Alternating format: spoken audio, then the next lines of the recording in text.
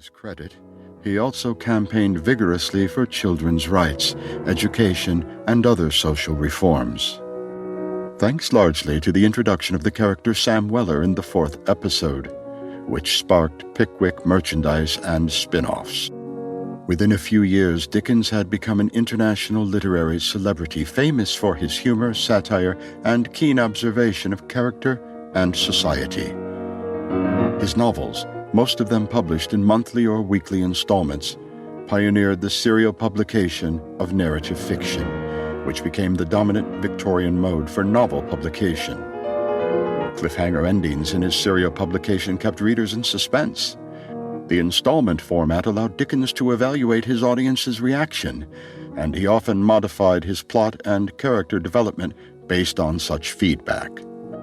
For example, when his wife's doctor expressed distress at the way Miss Mowcher and David Copperfield seemed to reflect her disabilities, Dickens improved the character with positive features. His plots were carefully constructed, and he often wove elements from topical events into his narrative. Masses of the illiterate poor would individually pay a halfpenny to have each new monthly episode read to them, opening up and inspiring a new class of reader. His 1843 novella A Christmas Carol remains especially popular and continues to inspire adaptations in every artistic genre. Oliver Twist and Great Expectations are also frequently adapted, and like many of his novels, evoke images of early Victorian London. His 1859 novel A Tale of Two Cities, set in London and Paris, is his best-known work of historical fiction. The most famous celebrity of his era, he undertook in response to public demand a series of public readings in the latter part of his career. The term Dickensian is used to describe something that is reminiscent of Dickens and his writings, such as poor social or working conditions, or comically repulsive characters.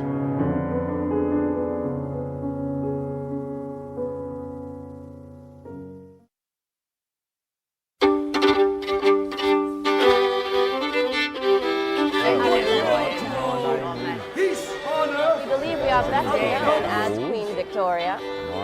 Hello, I am Charles Dickens. Mr. Dickens. Aye, sir. Happy Christmas, sir. Glad to see you again. Happy Christmas, man. I was born in a little village near Portsmouth, down on the south coast of England.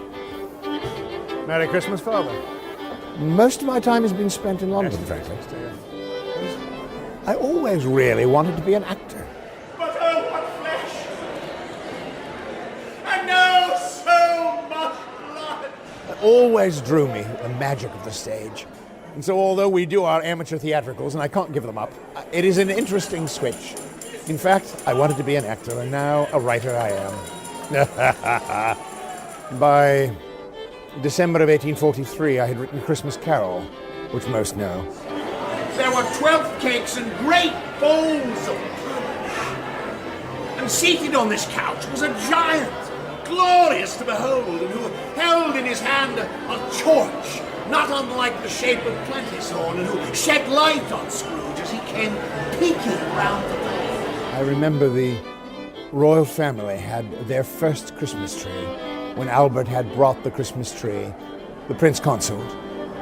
And the Christmas tree in their house was drawn beautifully and published so that all the people of England who read it saw this picture and knew that this was the thing, this was the way to celebrate Christmas. Beautiful tree. I belong to a good many clubs in London, and I love seeing all my friends, but as lovely a time as that is, and the wonderful dinners that are set out, my favorite time really is being with the family. To have the family dinner, the extended family, our friends, it's quite a time. No father ever wants to say which is his favorite child. But Ebenezer, because of the public interest, the public draw to Ebenezer's life and his transformation, has come so far forward that he remains a favorite of mine. He's done such good work. May we all remember that the Christmas spirit abides with us all year. Let us all be Christmas keepers. And in the spirit of Ebenezer Scrooge, find a transformation.